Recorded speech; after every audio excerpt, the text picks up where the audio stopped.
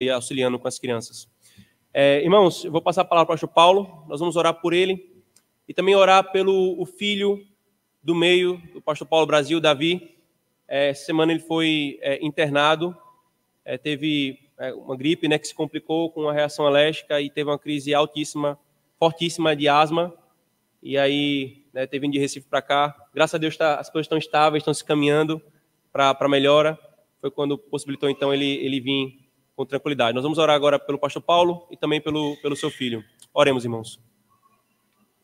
Senhor Deus, abençoa o teu servo, Senhor, o teu ministro, na instrução da tua palavra, Senhor, nós, a tua igreja, que o Senhor o use e que teu Espírito, Senhor, opere em nosso coração, faça o nosso coração se apegar com fé, Senhor, convicção e firmeza às sã doutrinas, Senhor, que não são meramente conhecimento teórico, mas que impactam e transformam a nossa vida, Senhor, pelo poder do teu Espírito.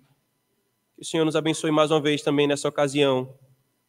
Oramos também ao Senhor, não só pelo pastor Paulo e por nós aqui nessa ocasião, mas também por sua família em Recife, em especial por Davi, Senhor.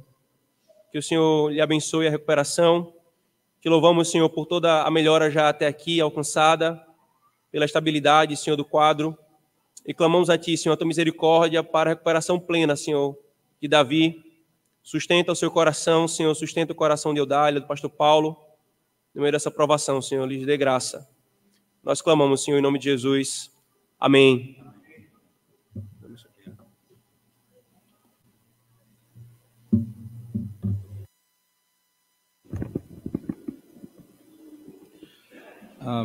Boa noite, irmãos. Primeiro, agradecer pelo privilégio de poder estar de volta aqui com os irmãos, né, e poderíamos, de fato, ter cancelado, né? Havia uma possibilidade, mas o Senhor foi gracioso conosco e tem sido bom. E Deus é bom sempre, né? E nos conduziu e chegamos até aqui em paz. E vamos fazer aquilo que o Senhor nos chamou para fazer, tá certo? Esse tema, a doutrina do pacto, não é? Eu queria fazer o que ele chama de pré-introdução do assunto, depois a introdução e depois o assunto, né? Esse é um modelo diferente de abordagem, mas tem um teólogo que eu gosto muito chamado Gerhardus Voss. Gerhardus Voss, ele diz o seguinte: Deus não se revelou numa universidade, Deus se revelou num pacto, numa aliança, né? É interessante a abordagem, isso ele diz numa das suas obras sobre teologia bíblica, que ele é o pai da teologia bíblica moderna, reformada, podemos chamar assim. E Gerhardus Voss, ao afirmar isso, ele tem em mente duas coisas básicas. Primeiro, né, por que não numa universidade? Porque a revelação divina se daria no meio de conflitos, não de harmonia. Significa dizer que as doutrinas eternas de Deus, elas não encontrariam uma harmonia se fosse de outra forma. Então, não revelar-se numa escola ou numa universidade significa que Deus não se revela numa estrutura onde não há possibilidade de harmonização. Segunda coisa, por que no pacto? Porque é no pacto onde as maiores tensões revelacionais se encontram. Por exemplo, onde você entenderia soberania de Deus e responsabilidade humana, se não da doutrina do pacto? Onde você poderia entender, não é, a doutrina da salvação? Um teólogo do século XVII vai dizer assim: tudo o que a alma de um homem precisa saber sobre a doutrina da redenção encontra-se na sua essência na teologia do pacto. Então, se eu não conhecer a doutrina do pacto, eu não tenho como compreender essas realidades que se manifestam eternamente. Ora, a teologia do pacto, então, ela tem um papel fundamental para que nós possamos convergir temas. Convergir temas. É o Deus que se faz homem. É o Deus que é o Senhor da vida que morre. É o Deus que criou todas as coisas e no dia da sua morte o sol não lhe dá o calor. Porque isso, a única forma de você lidar com essas tensões é dentro da doutrina do pacto. Mas uma segunda coisa pré-introdutória que podia dizer aos irmãos era o seguinte: o que caracteriza de fato alguém com uma teologia reformada? Qual é a doutrina fundamental que caracteriza alguém que é reformado? Alguém poderia dizer, ora, a doutrina da soberania de Deus, o Deus soberano, é uma doutrina extraordinária e importantíssima. Alguém poderia dizer, não, é a doutrina da eleição, a doutrina da predestinação, não é? São doutrinas importantíssimas, por sinal. Mas nenhuma dessas doutrinas, irmãos, elas podem ser compreendidas segundo o primeiro ponto, se não dentro da teologia do pacto. Então, veja, eu não tenho como compreender a soberania de Deus e a minha responsabilidade se não for dentro do pacto. Eu não tenho como compreender essas verdades fora dessa estrutura. Por isso, a teologia do pacto, ela é importante, primeiro, porque foi onde Deus se revelou. Segundo, porque ela é a doutrina que estrutura toda a nossa teologia e todo o nosso pensamento acerca de Deus e da sua obra na terra. Certo? Essa é uma teologia fundamental. Bem, dito isto, nós vamos então agora para a introdução mesmo, podemos chamar assim. O nosso tema, a doutrina do pacto, vamos dividir em 3 tópicos, que é pacto da redenção, o segundo, pacto das obras, e terceiro, pacto da graça, certo? Nós vamos trabalhar esses temas. Amanhã, se Deus nos permitir, além da IBD, nós vamos pregar pela manhã e à noite. Então, pela manhã, eu vou pregar sobre a teologia do pacto da redenção, numa exposição de um texto, e à noite, se Deus permitir, a teologia do pacto da graça, também num texto, associando esse pacto da graça com o pacto das obras. Então, 3 coisas básicas. Primeiro, pacto da redenção, pacto das obras e pacto da graça. Essa é a nossa primeira parte, vamos chamar assim. Mas o que nós podemos, primeiramente, compreender dessa teologia? Eu queria, é claro que a Nader é daqui, não é? É do pastor e da igreja, então eu queria indicar na sequência, não é? Tem uma obra do Johannes Gerhardus Voss, que eu tenho essa obra já há muito tempo, por sinal, só tem um volume, que é o Pacto da Graça, o nome dessa obra. Só que nesse material, Gerhardus Voss, ele vai trabalhar todos os conceitos que você possa imaginar, desde os conceitos básicos do pacto, aí entra na questão do pacto da graça ou da redenção, pacto das obras e os aspectos práticos do pacto na vida, tanto na igreja quanto na família. Então, ele adentra todos esses assuntos de modo geral. Eu vou colocá-lo aqui, porque eu vou fazer menção dele em alguns momentos. Eu queria ler diretamente da fonte, para vocês perceberem o que é o pensamento dele, como nós concordamos com aquilo que ele crê, tá certo? Com aquilo que ele crê. Então, primeiro momento, eu queria que nós abríssemos a confissão de fé. Não é? Cadê a Bíblia, né? Vamos abrir a confissão de fé? É importante, no capítulo 7 da confissão de fé, por favor. Ele vai projetar aqui, capítulo 7 da confissão. E nesse capítulo, irmãos, você vai notar o seguinte: esse capítulo tem por título o seguinte: o pacto, a doutrina do pacto, né? Então, o pacto de Deus com o homem. Essa é a maneira como ele estabelece. O pacto de Deus com o homem. Capítulo 7 da confissão de fé.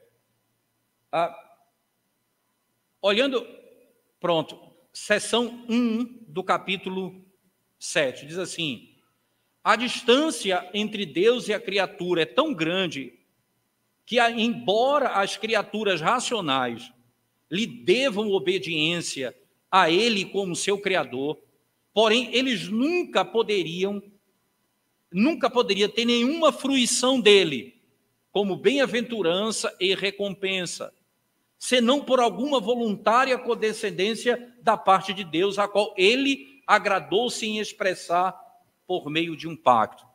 Ora, o que os nossos pais estão afirmando aqui é o seguinte: a distância entre Deus e o homem é tão grande que a relação que existe entre eles, por natureza, é criador-criatura, certo? Então, entenda isso, irmãos.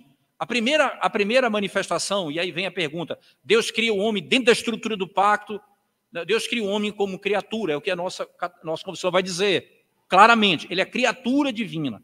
E como criatura, o que vai acontecer com ele? Ele deve obediência ao Criador. Só que a obediência que ele deve ao Criador não poderia em nada fazer Deus conceder-lhe benefício algum, porque Deus não está obrigado a abençoá-lo por forma da lei, por forma do pacto. Então, é da natureza da criatura submeter-se ao Criador, mas não é necessariamente obrigação do Criador abençoar a criatura pela obediência que é própria da criatura. Então, o que Deus teve que fazer, irmãos, para que ele pudesse, no meio das ações do homem, abençoá-lo?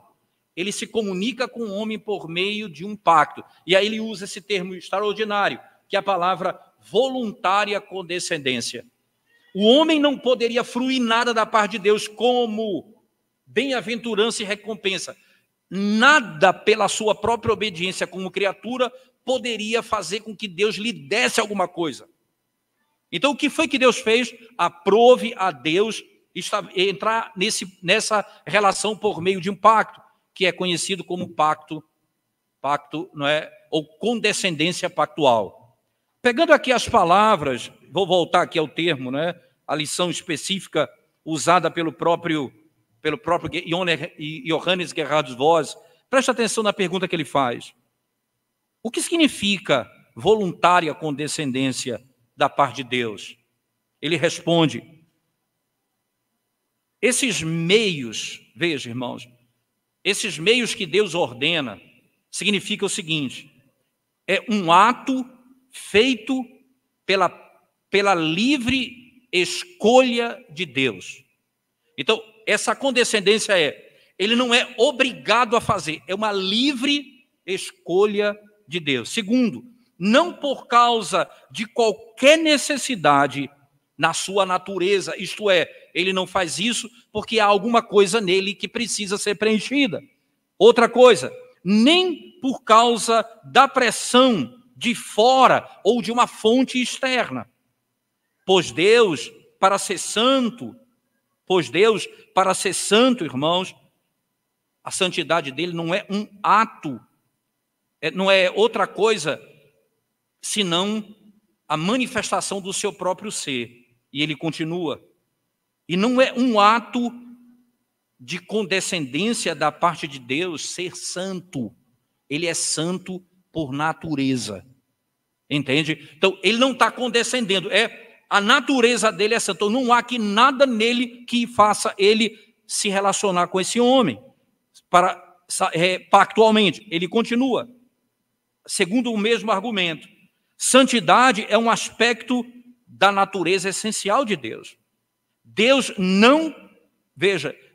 não, irmãos, escolheria ser outra coisa senão aquilo que ele é. Ele é santo. Então, essa condescendência santa, não é? Porque é aquilo que de fato ele é. Mas ele diz o seguinte: mas é para poder criar uma ponte entre um abismo que existe entre o homem e Deus. Há uma distância tão grande entre o homem e Deus que Deus estabelece um padrão de relacionamento entre eles.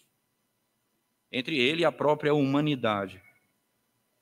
Não havia necessidade ou obrigação no próprio Deus para que ele tomasse esse passo ou desse esse passo. Ele fez isso voluntariamente. Voluntariamente. E acontece, irmãos, que esse ato voluntário de Deus é exatamente para poder conduzir ao homem aos benefícios que só ele pode dar àquele que ele criou. A relação criador-criatura não pode fazer com que o homem receba da parte de Deus os benefícios. Somente a relação pactual. Somente a relação pactual. Ora, então isso nos faz pensar quais os pactos então que Deus estabeleceu. No capítulo 7 da confissão, eu queria que você prestasse atenção comigo, ele fala de dois pactos, certo? Que é o pacto das obras e o pacto da graça. Você vai ver no segundo parágrafo, na segunda seção, não é? Ele diz assim: primeiro pacto com Adão, primeiro pacto feito com o homem era um pacto de obras, no qual foi a vida prometida a Adão e nele a sua posteridade, sob a condição de perfeita obediência pessoal. Havia uma condição de perfeita obediência e Deus fez uma aliança com o homem. Esse homem aqui, Adão, ele fez um pacto no Éden, conhecido como pacto das obras. Na seção seguinte, você vai encontrar outro detalhe. Não é? Por sua queda, o homem fez-se incapaz de obter a vida por esse pacto. Foi do agrado do Senhor fazer um segundo pacto. Que pacto é esse? Geralmente chamado pacto da graça. Então, Deus condescendeu com o homem em conduzir bênçãos ao homem por meio de um pacto, fez a primeira aliança com o homem, chamado pacto de obras. Porque o homem pecou, ele se tornou incapaz de poder cumprir as regras do pacto. Deus, então, estabelece o segundo pacto, que é o pacto da graça. Acontece que você não tem, na nossa confissão, a linguagem, um pacto da redenção. Que não há essa linguagem. A Bíblia fala de dois pactos, né? Mas eu queria, rapidamente, eu sei que eu vou tornar o rapaz, vou endoidar o rapaz ali com essas informações, mas preste bem atenção no detalhe, irmãos. Se você pegar o breve catecismo na pergunta 12, veja, você tem aí breve catecismo 12 e catecismo maior, pergunta 20. Você vai encontrar nesses dois locais o começo da estrutura do pacto. Mas vamos lá para o breve catecismo. Qual o ato especial de providência Deus exerceu para com o homem no estado em que ele foi criado? Preste atenção na palavra. Ato especial de providência. Então, ele está tratando aqui da doutrina da providência. Quando a doutrina do pacto é inserida no catecismo, ela entra na doutrina da providência. Aí vem a pergunta: o pacto das obras e o pacto da graça é o ato da bênção de Deus, veja, que é chamado ato especial da providência. Ele faz uma aliança com o homem.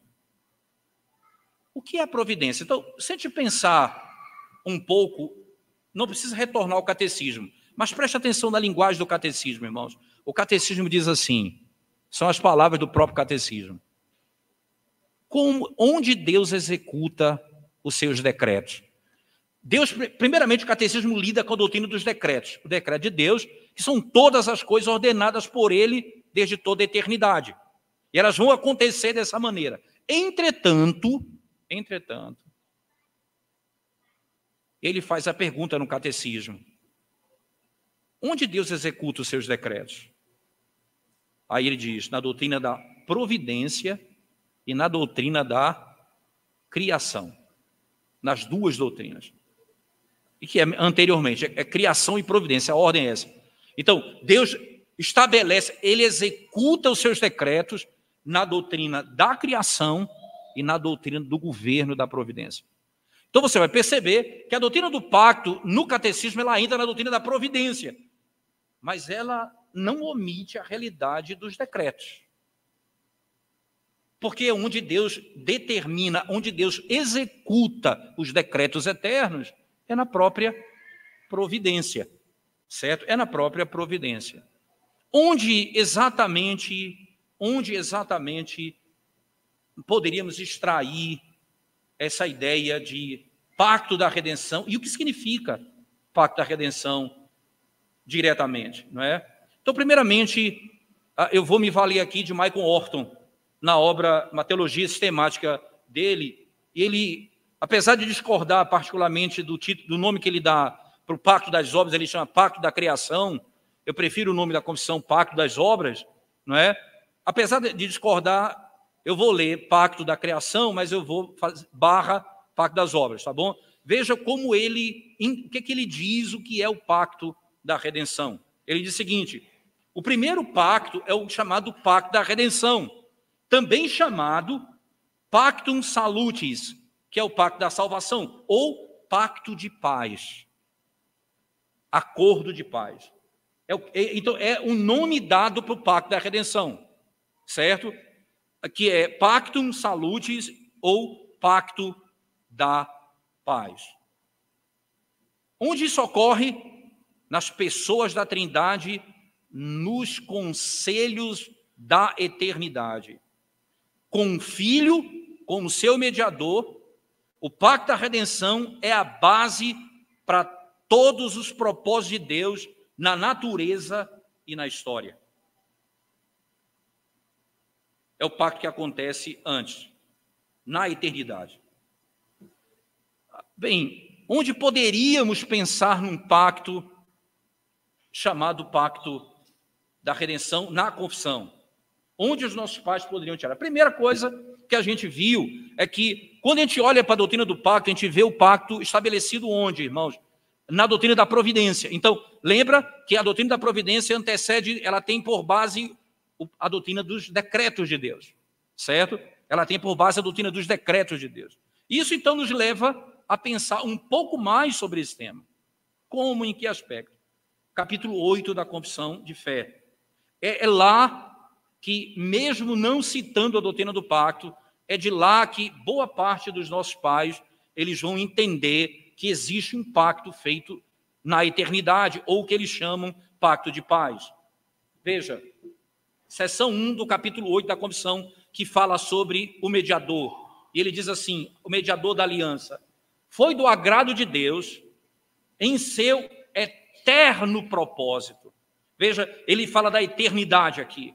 Em seu eterno propósito, escolher e ordenar o Senhor Jesus, seu Filho unigênito, para ser o mediador entre Deus e o homem, o profeta, sacerdote e rei, o cabeça e salvador da sua igreja, o herdeiro de todas as coisas, o juiz do mundo, e a quem deu desde toda a eternidade um povo para ser sua santa semente, e para, no tempo devido, ser por ele remido, chamado, justificado, santificado e glorificado. Então, os nossos pais dizem, perceba, no capítulo 8 da Confissão você encontra uma linguagem de um acordo eterno, estabelecido na Trindade Augusta, Santa, em que o Pai e o Filho fazem um acordo. E ali é estabelecido esse princípio claro da relação entre eles. Isso, então, me faz ainda buscar, ainda no catecismo agora. A gente viu na confissão. Onde eu poderia encontrar no catecismo, irmãos? Perceba um detalhe importante. Veja que é na pergunta 20 do catecismo maior, que introduz o assunto do pacto. Mas na pergunta 30 do catecismo maior é o nosso ponto de destaque. Pergunta 30 do catecismo maior. Veja lá, por favor, o que diz. Deus deixa todo o gênero humano perecer no estado de pecado e miséria? Resposta: Deus não deixa todos os homens perecer no estado de pecado e miséria, no qual caíram pela violação do primeiro pacto, comumente chamado pacto de obras, mas por puro amor e misericórdia livra os escolhidos desse estado e os introduz em um estado de salvação pelo segundo pacto, comumente chamado pacto de graça, o pacto da graça, melhor dizendo. Na pergunta 31, por favor, do mesmo catecismo, mas, por favor, volte lá comigo, catecismo maior, pergunta 31. O que Deus especialmente decretou com referência aos anjos e aos homens? É a 13 essa aí, né? É a 31. É porque é do catecismo maior. Desce aí. Chegou, é virado mesmo. A resposta, então, vamos lá. O pacto da graça foi feito com Cristo, com o segundo Adão, e nele com todos os eleitos como sua semente. O pacto da graça foi feito com quem? Com Cristo. Pegue as declarações da Confissão, do Catecismo Maior, você vai perceber que os nossos pais que escreveram os nossos documentos, que são os catecismos e a confissão, não é? Eles introduziram um conceito de pacto que ordena o relacionamento entre Cristo como mediador e o eleito. Nós vimos aqui na pergunta 31 que o Catecismo Maior, ele explica que sob a esteira da queda, Deus entrou em aliança, no pacto da graça com o eleito. Veja, na queda Deus entra em aliança com o eleito. Só que na pergunta 31 você vai ver que esse eleito, ele é representado por Cristo. Ele fez uma aliança com Cristo. Com quem Deus fez uma aliança, não é? E aqui, então, irmãos, o que está sendo dito na nossa teologia basicamente é o seguinte: revelado claramente na estrutura da história, você tem um pacto das obras e o pacto da graça. Mas isso é um plano eterno de Deus, feito na Trindade Augusta, em que isso seria assim estabelecido. Deus fez uma aliança com o seu Filho, o Pai fez um pacto com Cristo. Agora, existem duas maneiras de interpretar tudo isso. E aqui eu quero não gastar muito tempo não, mas eu preciso de um tempinho, pouquinho tempo, mas eu preciso que vocês tenham um pouco de paciência agora. Tá certo? Veja, irmãos, eu quero pensar aqui em Thomas Watson, quero pensar em Thomas Boston e também Johannes Gerhardus Voss, certo? Como é que eles interpretam tudo isso? Thomas Watson, no comentário dele do Breve Catecismo, na pergunta 20, Thomas Watson diz o seguinte sobre o pacto da redenção. Ele diz assim: o Catecismo Menor declara, por exemplo, que Deus entrou em aliança de graça para libertá-los. Pergunta 20 do Catecismo Maior. A saber, o eleito. Thomas Watson, então, diz que há um pacto, um acordo feito entre Deus e o homem caído, onde o Senhor estabelece, veja, a seguinte afirmação: Ele será o nosso Deus e Ele nos fará o seu povo. Thomas Watson, então, ele não vai tirar Cristo do processo, em hipótese alguma, mas ele vai colocar uma ênfase no pacto da graça com os crentes. Com os crentes. Com quem o pacto foi feito? Ele diz, não foi feito com os crentes? E isso não é por causa da nossa união com Cristo. Cristo é o cabeça, nós somos o corpo. Então, para Watson, não há outro mediador do pacto além de Cristo. Mas, veja, ele não toca num pacto feito com Deus e com Cristo, o que Deus fez com Cristo como segundo Adão. Isso é interessante, ele não toca nesse pacto. Ele diz, olha, essa estrutura aparece, por exemplo, na maneira como ele interpreta cada passo. Há uma ênfase no pacto feito com o eleito, não com Cristo. Então, qual é a lógica dele? No pacto da graça, Deus fez um pacto com o eleito. O pacto da redenção, Deus fez um pacto com Cristo. Você entende? Então, o pacto feito na eternidade foi feito entre o Pai e o Filho. E o pacto da graça, para Thomas Watson, seria o pacto feito entre o Pai e a igreja, tendo Cristo como o cabeça. Ora, o problema disso, irmãos, é que, aí eu vou direto para as palavras, para as palavras de Thomas Boston. Veja as palavras dele quando ele lida com o pacto da redenção. Ele diz assim, olha, o pacto da redenção e o pacto da graça não são dois pactos distintos. Era essa a maneira que Thomas Bosch entende. O pacto da redenção e o pacto da graça não são dois pactos distintos, né? Mas um e o mesmo pacto. Ele diz, eu sei e conheço homens extraordinários que pensam diferente de mim, diz Thomas Bosch. Entretanto, ele continua que eles alegam que o pacto da redenção foi feito com Cristo e o pacto da graça foi feito com os crentes. Acontece que, quando você olha literalmente para esse conceito de pacto da graça, irmãos, você vai ver que no próprio Catecismo Maior, ele está expresso nas seguintes palavras: o pacto da graça foi feito com Cristo como segundo Adão. Se você for lá para o Catecismo Maior, como é que o pacto da graça foi feito? Vai dizer, o pacto da graça foi feito com Cristo como segundo Adão. E nele, com todos os eleitos como sua semente. Perceba, Thomas Watson vai botar ênfase nos crentes. Thomas Bosch vai botar ênfase em Cristo.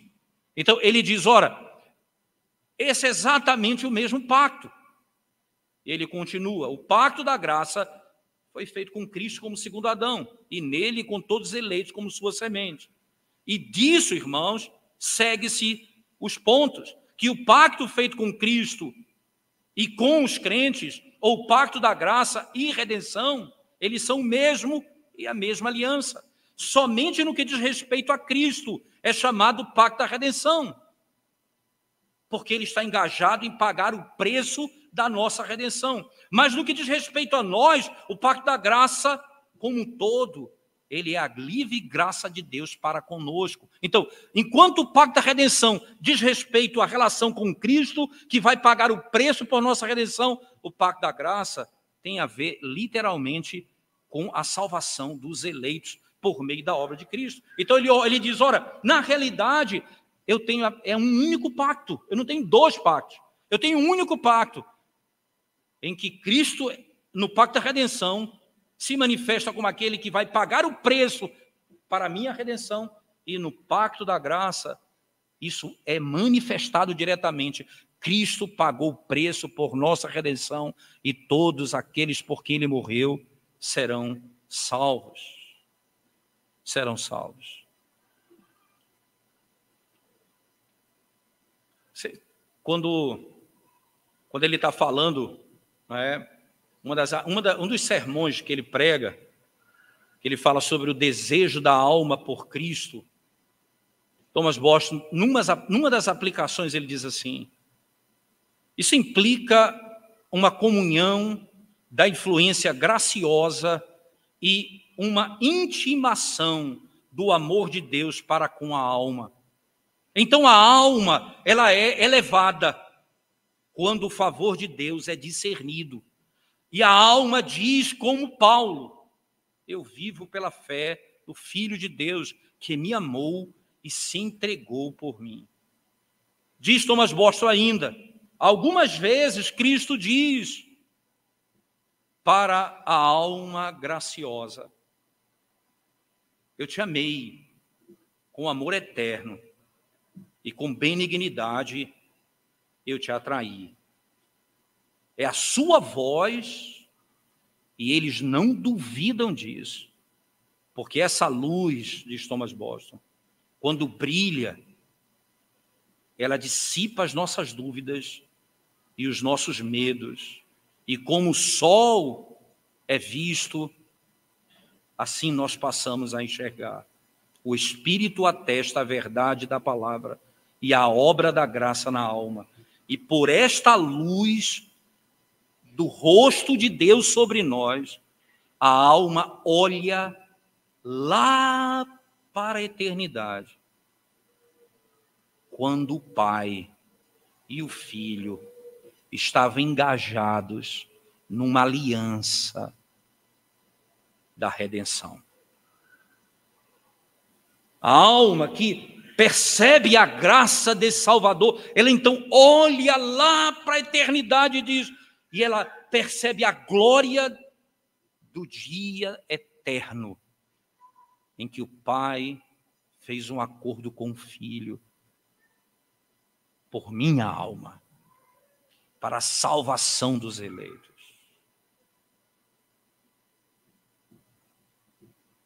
Ainda segue Thomas Boston. E eu me vejo literalmente olhando para essa imagem gloriosa e veja, Cristo foi dado pelo Pai a nós e a redenção conquistada pelo Filho.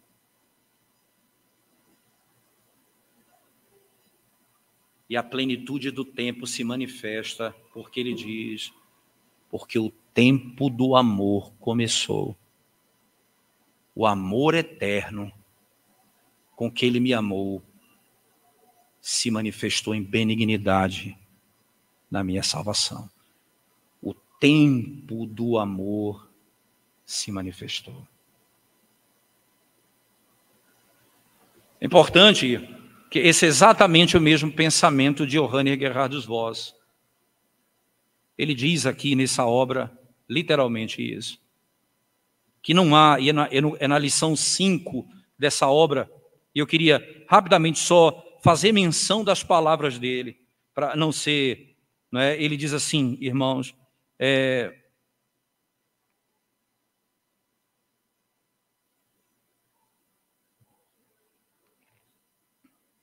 a implementação do pacto da graça. A implementação do pacto da graça. E as palavras são essas, né? Quando o fato central da redenção aconteceu, em um tempo na história do mundo, que a Bíblia chama da plenitude do tempo. Na plenitude do tempo. Quando o mediador, o Filho eterno de Deus, fez-se homem, com o objetivo de cumprir a comissão dada e recebida pelo Pai. O caráter fundamental desse período breve é refletido no fato de que toda cronologia é dividida em antes e depois de Cristo. Aí vem a pergunta seguinte: que preparação Deus fez no período de Adão a Cristo para a chegada do mediador? E o que Deus realizou nesse período? E aí ele vai adiante e pergunta: quando isso aconteceu? Quando isso foi planejado? Ele diz: no mesmo período na eternidade, quando Deus fez uma aliança com o Filho, e o Filho viria para redimir a sua igreja. Nós não estamos falando de dois pactos, diz Johannes Gerhardus Voss, nós estamos falando de um mesmo pacto, um enfatizando Cristo, o outro enfatizando a igreja que recebe o benefício da graça de Cristo. Que recebe o benefício da graça de Cristo. Boa parte dos teólogos vão afirmar um conceito, e aí é importante dizer, irmãos, não importa se você vai pelo caminho de Thomas Watson, ou mesmo pelo caminho de Thomas Boston, nesse particular, em dizer, existem dois pactos, pacto da redenção e pacto da graça, ou é o mesmo pacto, só que a ênfase é colocada naquele que se dispôs a pagar o preço para a nossa redenção, e o segundo, quando ele veio no tempo certo e pagou o preço da nossa redenção e a salvação da igreja do Senhor. Voltando lá para a pergunta 20 do Catecismo Maior, e aí nós vamos ler um pouco mais, por favor. Perceba a linguagem que os nossos pais vão utilizar. Qual foi a providência de Deus em relação ao homem no estado em que ele foi criado? Vamos lá, por favor. Resposta 20. A providência de Deus para com o homem no estado em que ele foi criado foi colocá-lo no paraíso, designando-o para o cultivar, dando-lhe liberdade para comer do fruto da terra, pondo as criaturas sob o seu domínio e ordenando o matrimônio para o seu auxílio, instituindo o Shabat, entrando em pacto de vida com ele e sob a condição de obediência pessoal perfeita e perpétua, da qual a árvore da vida era um penhor, e proibindo-lhe comer da árvore da ciência do bem e do mal, sob pena de morte. Pergunta 21, por favor. Então, eu acho que é só descer, né? Não, né? 21 diz assim: o homem continuou no primeiro estado em que Deus o criou. Vamos à pergunta 22. 22.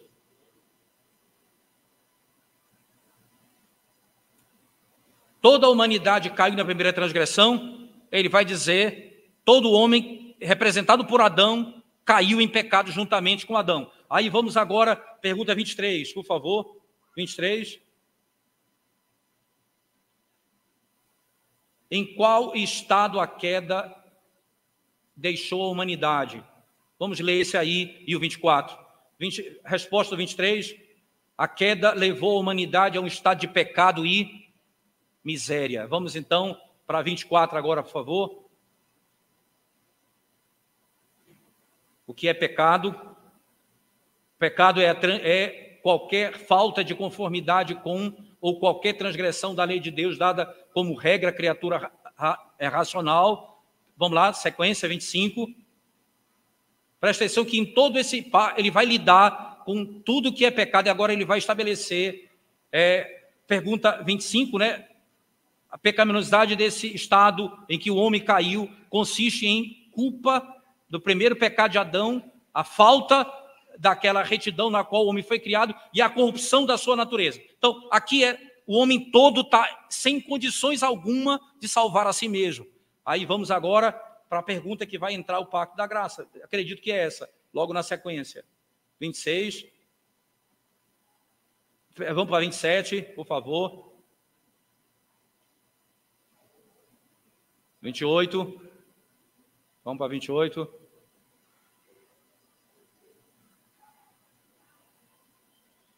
28. 29. Agora 30. O 30 é o mais importante. Deus deixa todo o gênero humano perecer no estado de pecado e miséria. A resposta, vamos lá. Aí agora ele adentra no pacto da graça. Veja, irmãos. Deus não deixa todos os homens perecer no estado de pecado e miséria, no qual caíram pela violação do primeiro pacto, comumente chamado pacto das obras. Mas por puro amor e misericórdia, livra os escolhidos desse estado e os introduz em um estado de salvação pelo segundo pacto, comumente chamado pacto da graça. Ele os livra por meio de um segundo pacto, o pacto da graça. E como é que isso é manifestado? É manifestado pelo fato de Deus ordenar ao homem que creia e se arrependa dos seus pecados para que seja salvo. Mas esse homem, no estado que ele se encontra, ele é incapaz de fazê-lo. Então, pela graça, ele fará. Todo o plano eterno de Deus se resume, e veja, e se realiza exatamente aqui. Na plenitude dos tempos, o Senhor envia o seu Filho, planejado eternamente, para que salve a igreja do estado em que ela se encontrava. O pacto da graça é a salvação da igreja por meio de Cristo. O pacto da redenção é a declaração do Filho diante da ordem do Pai de morrer e pagar o preço por aqueles que o Pai amou antes da fundação do mundo. Diz respeito à disposição de Cristo em cumprir aquilo que o primeiro Adão não pôde fazer. O outro é o tempo determinado da sua chegada. Cristo veio ao mundo no tempo determinado para salvar a sua igreja. E é aí que todas essas coisas gloriosas, como Thomas Bosch descreve, os nossos olhos são abertos para perceber que fomos amados eternamente. Isto é, com amor eterno eu te amei e com benignidade eu te atraí. É quando a graça nos alcança que nós somos conscientes e temos luz suficiente agora para perceber que aquilo que acontece conosco agora, na redenção, é plano eterno. No pacto salutis, no pacto de paz ou no pacto da redenção. Você não encontra o termo pacto da redenção nas confissões, nem no catecismo. Você não vai encontrar isso lá. O que é que você vai encontrar, irmãos? Você vai encontrar um princípio estabelecido. Por isso nós lemos os catecismos e a confissão, para tentar mostrar para os irmãos que estava implícito, e os nossos pais, os puritanos, quando lidavam com esse tema, tratavam como um assunto conhecido entre eles. Mesmo havendo essa pequena divergência aí em Thomas Watson e Thomas Boston, há uma clara manifestação desse princípio. Havia um pacto da redenção, que é o plano eterno de Deus para salvar a sua igreja. E Cristo se dispôs a fazê-lo. E quando ele vem, os nossos olhos são abertos e passamos a contemplar a glória desses planos eternos de Deus, como ele estabeleceu na eternidade com Cristo. Esse é o nosso primeiro ponto, certo? Nós vamos ter aí provavelmente um intervalo, não é, Christopher? E aí nós voltaremos para falar sobre o pacto das obras, tá certo? A nossa intenção é mostrar para os irmãos o que significa e onde é estabelecido e como é aplicado esse conceito até hoje nos nossos dias. Vamos ter um intervalo e logo após eu passo a palavra ao pastor Christopher, que vai dar as palavras aí de orientação.